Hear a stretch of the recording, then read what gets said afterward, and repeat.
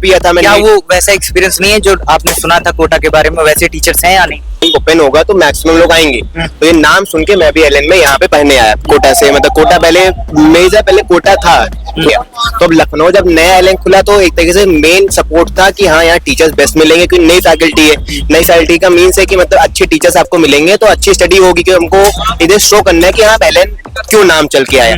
तो ये देख के मैं एलएन में पढ़ने आया। अब मैं कोटा एक हुआ, लेकिन जब से इतनी सब क्राइसिस हो गई वहाँ कोटा में, तो कोटा एक तरीके से स्टडी पॉइंट अब नहीं रह गया। तो बिंग होती है, अगर मानिए आप सुबह से शाम तक बिना खाने के बैठेंगे, आपको पढ़ाई में मन नहीं लगेगा। ये टीचर्स का कहना है। फर्स्ट ऑफ ऑल आप फूडिंग लेके आइए ये पढ़ने में, तो अब यहाँ पे आ जाओ, यहाँ पे दिन भर। कब तक खुला रहता है ये सुबह 7-6 बजे खुल जाता है, फिर सीधे रात में 8 बजे तक। मतलब बच्चों को बोलते हैं कि आप बंद होने का टाइम हो जाता है, पढ़ सकते हैं। मतलब ये 720 अपने फुस के साथ लाए, उनके साथ तो गलत हुआ ना। बाकी बच्चे तो ठीक है, वो तो मजे में दे दिए, पैसे दे के वो आ गए। लेकिन जो अच्छे खुद से किए उनके साथ तो बहुत गलत हुआ, तो इस पे कुछ एक्शन लिया जाए। बाकी नमस्कार साथियों, आप देख रहे हैं स्टूडेंट सोसाइटी। हमारे साथ एक एलएन के स्टूडेंट हैं और यहाँ पे ये हजरतगंज एलएन के ब्रांच में पढ़ाई करते हैं। तो इनसे हम बात करेंगे और इन तमाम मुद्दों के बारे में बात करेंगे, जैसे इनकी कोचिंग की फीस क्या है, यहाँ पे क्या क्या फैसिलिटीज एक्स्ट्रा मिलती हैं जो शायद कोटा में नहीं होगी, इस मुद्दे पर, और कहाँ पे रहते हैं, यहाँ पे लखनऊ का कल्चर कैसा है, कैसा फील हो रहा है यहाँ पे। इन तमाम मुद्दों के बारे में हम इनसे रूबरू होंगे, मुखातिब होंगे। तो आइए इनसे बात करते हैं। अपना नाम बताइए भाई। Sir good evening sir. First of all मेरा नाम सर अंश बथवाल है। अंश बथवाल। अंश बथवाल सर, मैं यहाँ एलएन में मतलब सर मेरा टॉप ईयर है। मैंने 12th पास आउट अपने एरिया से किया है। मैं यहाँ पे कोचिंग के लिए लखनऊ आया हूँ। सर एलएन जैसे नामचीन इंस्टीट्यूट था, तो ऑब्वियस सी बात है कि जब एलएन ओपन होगा तो मैक्सिमम लोग आएंगे। तो ये नाम सुन के मैं भी एलएन में यहाँ पे पढ़ने आया कोटा से। मतलब कोटा पहले मेजर पहले कोटा था, कोटा एक हुआ, लेकिन जब से इतनी सब क्राइसिस हो गई वहाँ कोटा में, तो कोटा एक तरीके से स्टडी पॉइंट अब नहीं रह गया। तो अब लखनऊ जब नया एलएन खुला तो एक तरीके से मेन सपोर्ट था कि हाँ यहाँ टीचर्स बेस्ट मिलेंगे, क्योंकि नई फैकल्टी है। नई फैकल्टी का मीन्स है कि मतलब अच्छे टीचर्स आपको मिलेंगे तो अच्छी स्टडी होगी, कि हमको इधर शो करना है कि हाँ एलएन क्यों नाम चल के आया। तो ये देख के मैं एलएन में पढ़ने आया। अब मेरा ड्रॉप किया था मैंने। क्या वो वैसा एक्सपीरियंस नहीं है जो आपने सुना था कोटा के बारे में, वैसे टीचर्स हैं या नहीं? वैसे उससे वही के टीचर्स ही यहाँ पे आए जो एलएन में कोटा में टीचर्स पढ़ाते हैं। उन्होंने अपने टीचर्स खुद यहाँ पे सेंड किए हैं, क्योंकि उनका फर्स्ट ही टाइम है यहाँ पे, तो उन्हें अपना रिजल्ट देना है इस बार। जैसे मान लीजिए आप एक ब्रांड है, आपने ब्रांड कहीं ओपन किया, तो वहाँ पे आपका ब्रांड देख के लोग चले जाएंगे, नहीं आपको वहाँ पे उस टाइप के आपको कपड़े नहीं मिलेंगे तो वहाँ दोबारा नहीं जाएंगे। तो जैसे यहाँ पे कोटा के नाम सुनकर तो एलएन आ गए यहाँ पे लोग, तो वहाँ पे लोग इसलिए वहाँ पे ज्वाइनिंग लिए क्योंकि एलएन का नाम है, इसलिए लोग चले गए। लेकिन अगर इस टाइम फर्स्ट मतलब 2025 में अगर एलएन रिजल्ट नहीं देगा, तब अगले साल से कोई यहाँ पे नहीं आएगा। फिर लोग मैक्सिमम कोटा या जयपुर जो होता है उनका मेन सेंटर वहीं पे जाएंगे। तो इस बार को अच्छे रिजल्ट देने तो उन्होंने बेस्ट टीचर्स लगाए अपने। कोटा के टीचर्स हैं यहाँ पे, जो आकाश में जिसमें 2-3 साल से पढ़ाए थे वो टीचर्स लगे हुए हैं, और बाकी अदर फैकल्टी से टीचर बुला के यहाँ पे सेट किया गया है। मतलब एक तरीके से बेस्ट इंस्टीट्यूट इस समय है यहाँ पे। आप चाहे तो देख सकते हैं यहाँ पे जो एडमिशन रेट है ना, यहाँ पे अराउंड 15 बैचेस चल रहे हैं लीडर के। ओके, मीन्स 15 बैचेस आप समझ सकते हैं। 15 एक बैच में 70 बच्चों का अप्रॉक्स लेके चलो, कितने बच्चों 57 इतने बच्चे यहाँ पे सिर्फ नीट के पढ़ाई वाले हैं। फिर उसके बाद आप यहाँ पे 9 के बच्चे हैं, 10th के हैं, 11th के हैं, 12th के हैं, ये सब तो नॉर्मल हो गए। फिर उसके बाद जेई के आपके यहाँ पे 6-7 बैच जेई के चल रहे हैं। मीन्स नए ओपन हुआ है, लेकिन इतने सारे स्टूडेंट्स आ रहे हैं, तो इसका मतलब कुछ है ब्रांड नेम। उसके बाद इनके पूरे लखनऊ में 4 सेंटर्स हैं। एक यहाँ आपका हजरतगंज में हो गया, एक आलमबाग में है, एक आपका गोमती नगर में, और एक आपका एक कहीं पे और है। तो ये 4 सेंटर्स हैं। मैक्सिमम जो मेन एरिया सेंटर है वो आपका ये है हजरतगंज में। तो मेन जहाँ से पूरा हैंडल यहीं से किया जा रहा है। गोमती नगर वाला भी ठीक है, मैंने बहुत उससे पूछा, वहाँ पे मेरे फ्रेंड्स वहाँ पे हैं, उन्होंने बताया कि यहाँ भी बहुत बढ़िया चल रहा है, यहाँ पे बैचेस बहुत बढ़िया है। और दूसरी बात है यहाँ पे फीस स्ट्रक्चर की। दूसरी मेन रीजन फीस की वजह से, जैसे नया ओपन हुआ है तो ऑब्वियसली बात है उन्हें बच्चे बुलाने के लिए फीस तो कम करनी पड़ेगी। तो उन्होंने एक तरीके से जो जितने भी नए एडमिशन हुए सब पे 45% ऑफ कर दिया। ओके, 45% का मीन्स है आप ड्रॉपर हैं। किस चीज की प्रिपरेशन कर रहे हैं? मेरा नीट की प्रिपरेशन चल रही है। नीट की प्रिपरेशन। बताइए आप फीस के बारे में बताइए, जो यहाँ पे फीस एलएन। हाँ, जैसे यहाँ पे ओवरऑल फीस थी इनकी, उन्होंने कुछ मेरे को बताई थी 1,36,000 के आसपास। 1,36,000 थी, विदाउट डिस्काउंट। ठीक है, फिर उन्होंने 45% ऑफ कर दिया, तो इसकी फीस अराउंड पड़ गई आपकी 90,000 के अप्रॉक्स। 90,000 के अप्रॉक्स आपकी पूरी फीस इस समय ओवरऑल पड़ गई है। हाँ, जिसमें आपका सब चीज इंक्लूड होगा। आपको मॉड्यूल हो गया, आपकी ड्रेसेस हो गई, आपकी अम्ब्रेला हो गए, जितने भी चीज है, टीचर फैकल्टीज है, सब कुछ एवरीथिंग। मतलब यहाँ पे डाउट क्लास है, जो डाउट क्लास के हिसाब से जैसे हर टीचर हर फ्लोर पे कोने में लाइन से टीचर्स बैठे रहेंगे। ठीक है, आपको मतलब क्लास खत्म हो आप सब जाके पूछ लीजिए डाउट हो गया। आपको यहाँ पे एक ये भी है, मानिए आपकी जिस दिन कोचिंग नहीं है, आपको डाउट है, आप यहाँ पे आ जाओ, सुबह आओ, आप रात में जाओ, नो प्रॉब्लम। क्लासेस आपको खाली मिलेंगी, जो सी क्लास खाली मिलेगी आप उस क्लास में बैठ के आप रीड कर सकते हो, पढ़ाई को डाउट होगा, टीचर से जाओ, टीचर से कंसर्न कर लो, आपको कोई प्रॉब्लम नहीं है यहाँ पे। मतलब मान लीजिए आपको घर पे प्रॉब्लम हो रही है पढ़ने में, तो अब यहाँ पे आ जाओ, यहाँ पे दिन भर कब तक खुला रहता है ये? ये सुबह 7-6 बजे खुल जाता है, फिर सीधे रात में 8 बजे तक, मतलब बच्चों को बोलते हैं कि आप बंद होने का टाइम हो जाता है, पढ़ सकते हैं। मतलब मैं सुबह मेरी कोचिंग मान लीजिए 8 बजे की है और मेरी कोचिंग 1:30 बजे खत्म हो गई, तो मैं चाहूँ तो यहाँ पे रात के 8 बजे तक रुक सकता हूँ, उसको कोई प्रॉब्लम नहीं। बच्चे रुकते भी हैं भैया, बहुत बच्चे आपको मिल जाएंगे जो यहाँ रात के 8 बजे तक रहते हैं, इस हिसाब से चलता है यहाँ पे। ये तो हो गई हमारी थोड़ी ओवरऑल बात। हाँ। थोड़ा अब डीप में अंदर टीचर्स जड़ तक जाते हैं और एक एक सब्जेक्ट्स के कैसे टीचर्स पढ़ाते हैं। फिजिक्स हो गया, केमिस्ट्री हो गया, आपका बायो हो गया, जूलॉजी बोटनी हो गया, इन सब में जो टीचर्स हैं जो कोटा में एलएन में पाए जाते हैं, क्या वो टीचर्स ठीक वैसे ही हैं, वैसा पढ़ाते हैं? और एक समस्या और आती है जो बहुत सारे स्टूडेंट्स बोलते हैं कि एलएन में आपको एक हाइब्रिड क्लासेस में मिलती हैं, जैसे कि जो क्लास में आपको पढ़ा दिया गया है वो आप फिर ऑनलाइन नहीं देख पाएंगे। और एक ये समस्या रहती है कि जो भी आप मतलब वो लोग जो पढ़ाते हैं वो एक फिजिकल बोर्ड रहता है, ना कि वो डिजिटल बोर्ड रहता है, ताकि जो भी हम हैंडआउट्स हैं उसको पास सकें। क्या क्या इसके प्रो कॉन्स हैं और टीचर्स कैसे हैं, इसके बारे में थोड़ा बताओ। ये जैसे आपने पूछा इस बारे में, मैं कोई इतना इशू नहीं है इस चीज। टीचर्स यहाँ पे ऐसे मानिए, जब मैंने पहले भी आपको बताया कि टीचर्स बेस्ट लगाए जाएंगे, बेस्ट रिजल्ट देना है इनको, रिजल्ट देंगे तभी अगले साल होगा, वरना यहाँ पे फ्लॉप हो टीचर जाएगा। के साथ आपका एक्सपीरियंस मेरा एक्सपीरियंस, जैसे मैं नीट लीडर 7 मेरा बैच है, मैं उस बैच में पढ़ रहा हूँ, मेरे टीम में 4 टीचर्स पढ़ाए जाते हैं। जैसे ऑब्वियस सी बात है, बायोलॉजी में 4 सब्जेक्ट होंगे, physics, chemistry, zoology and botany. अब जो मेरा एक्सपीरियंस है उस हिसाब से हर सब्जेक्ट की दिन में 3 क्लासेस हो रही अभी, क्योंकि अभी इस हिसाब से सिलेबस को एकदम से स्पीड नहीं कर सकते, क्योंकि जो बच्चे मानिए अभी 12th पास आउट के तुरंत आए, उनके लिए तो बहुत बर्डन हो जाएगा, और जो बच्चे 12th पढ़ चुके हैं उनके लिए थोड़ा ठीक है कि हाँ वो पढ़ चुके हैं, उनको इतनी स्पीड ठीक है, तो अभी बर्डन नहीं दे रहे बच्चों को, अभी बेसिक लेके चल रहे हैं धीरे धीरे। और जो जिस चीज में, ऐसे मानिए जो मेन जो नॉर्मल चीजें 9-10 में पढ़ाई गई है वो तो स्किप करनी पड़ेगी भैया, 12th फर्स्ट ईयर में खत्म करना है इसको, तो ज्यादा स्किप कर देते हैं, ठीक है। और टीचर्स मानिए आपकी दिन में 3 क्लासेस होती हैं, आपको हर क्लास के बाद 15 मिनट का ब्रेक मिलता है, जिसमें मतलब आप अपना खाना फूडिंग मेन फूडिंग होती है। अगर मानिए आप सुबह से शाम तक बिना खाने के बैठेंगे, आपको पढ़ाई में मन नहीं लगेगा, ये टीचर्स का कहना है। फर्स्ट ऑफ ऑल आप फूडिंग लेके आइए, फूडिंग खाइए, कुछ भी खाइए, लेकिन फूडिंग के बिना मत बैठिए, हाँ कुछ भी, तो आपका चलता आया सुबह से शाम तक।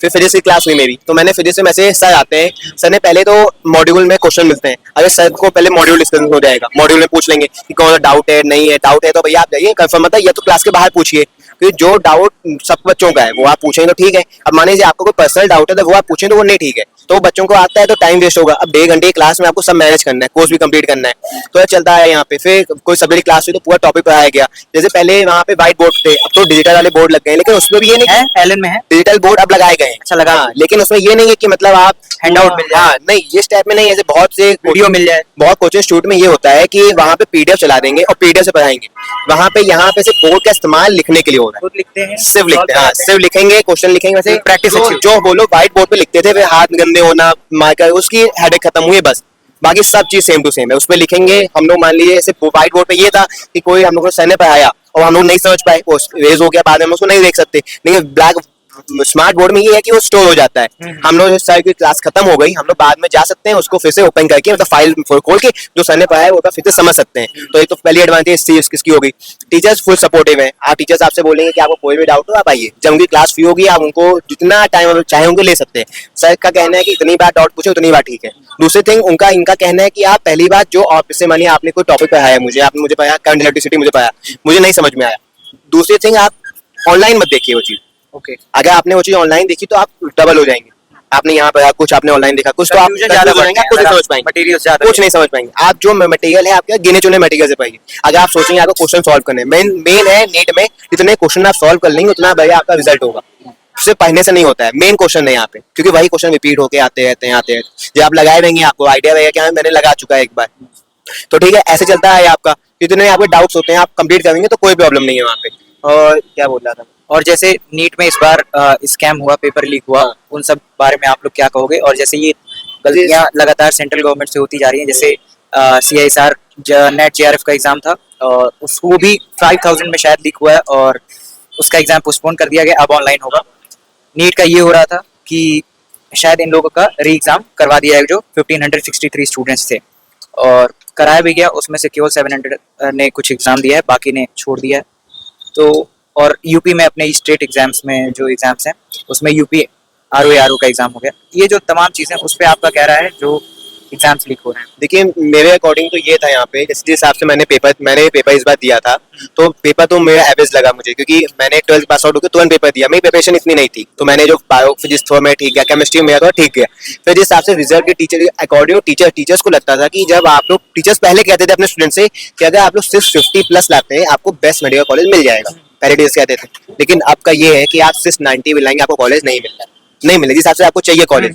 तो इसका एक मेन रीजन है जो ड्रॉपर्स आ रहे हैं। मानिए मेरा फर्स्ट ईयर है, कोई 5 साल से प्रिपरेशन कर रहा है, वो भी एग्जाम देगा, तो मेरे कंपैरिजन उसकी पहली बात तो हर चीज देखते हैं नीट में। अगर मुझे रैंक मान लिया आपकी रैंक 1 है, मेरी भी रैंक 1 है, मतलब सेम नंबर है, लेकिन आपका 4th ड्रॉप है, मेरा फर्स्ट ड्रॉप है, आप मेरे से एज में बड़े हैं, आप हर चीज में, तो आपको ऑल इंडिया रैंक 1 आपको मिलेगी, मुझे नहीं मिलेगी। क्यों? क्योंकि उनकी एज ज्यादा है। मेन रीजन नीट में सबसे पहले एनडीए को ये चेंज करना चाहिए कि अटेम्प्ट इसमें भी लगाते हैं। ओके, जैसे जेई में अटेम्प्ट होते हैं, जेई में इतनी क्रस्ट नहीं है, क्राउडिंग नहीं है, क्यों नहीं है? अटेम्प्ट है। आप जेई में इसके 2 अटेम्प्ट दे सकते हैं, एडवांस के भी 1-2 दे सकते हैं, तो हाँ, तो इतनी अटेम्प्ट वो नहीं है, नहीं पहले था। अब आप जेई में इसके 3 दे सकते हैं, एडवांस के 2 हैं। एडवांस के लिए हाँ, लेकिन अब इतना नहीं है, लेकिन नीट में अनलिमिटेड अटेम्प्ट दे सकते हैं, तो इतने मानिए मेरा इन सब पे सरकार को रोक लगानी चाहिए। मैं मानना है कि सबसे मिनिमम अटेम्प्ट मैक्सिमम 3 अटेम्प्ट होने चाहिए। Maximum। जो बच्चे 12th के 12 अटेम्प्ट भी देते हैं ना, वो नहीं देंगे, वो सोचेंगे मेरी प्रिपरेशन नहीं है, मैं अपने अटेम्प्ट बर्बाद नहीं करूंगा, तो इतनी जो आने वाली क्राउडिंग है वो सब कम हो जाएगी। मान लीजिए नीट में जिस तरीके मेन पेपर बहुत सिंपल है नीट का एग्जाम, बस आपको 3-4 बुक की किताबें पढ़नी है, फिर पेपर देके निकल जाएगा। लेकिन एडवांस में पहले आप जेई मेंस देंगे, फिर एडवांस क्लियर करेंगे, तो आपको आईआईटी मिलेगा, तो कॉम्प्लिकेटेड है वहाँ पे, इतनी इसलिए वहाँ पे लगाएगी। वैसे यहाँ लगाएगी तो बहुत मैक्सिमम क्राउडिंग कम हो जाएगी, ये मेरा मानना है।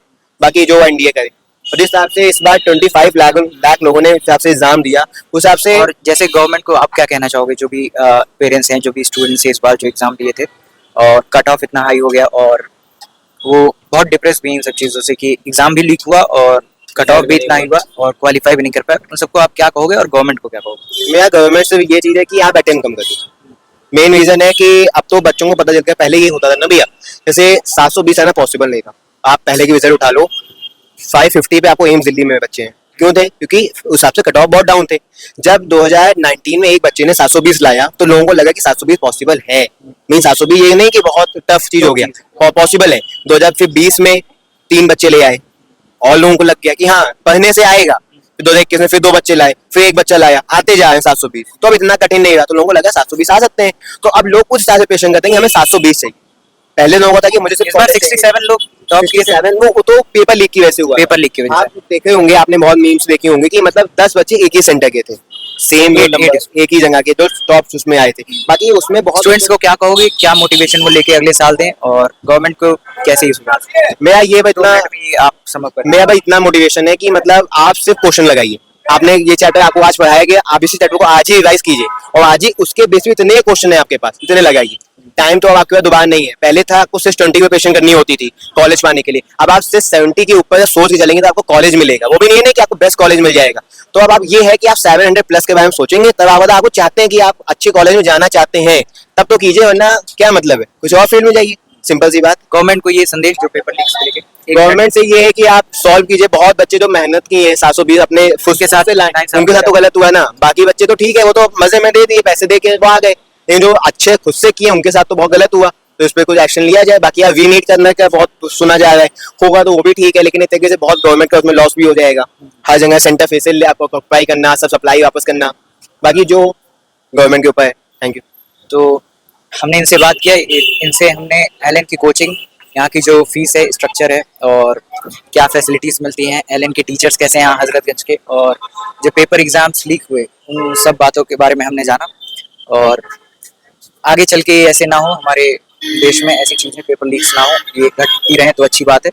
ऐसी वीडियोस हम आप लोग के लिए लाते रहेंगे, इंसाइटफुल वीडियो जो आप देखेंगे तो जो आप पेरेंट्स हैं, अभिभावक हैं या स्टूडेंट्स हैं, जो भी आप कोचिंग पाना चाहते हैं, आना चाहते हैं, आप बिल्कुल हमसे संपर्क करें, या फिर यहाँ पे आके बच्चे ने बताया कि बिल्कुल इस बार एलएन हजरतगंज मेहनत कर रहा है अपने रैंक लाने के लिए।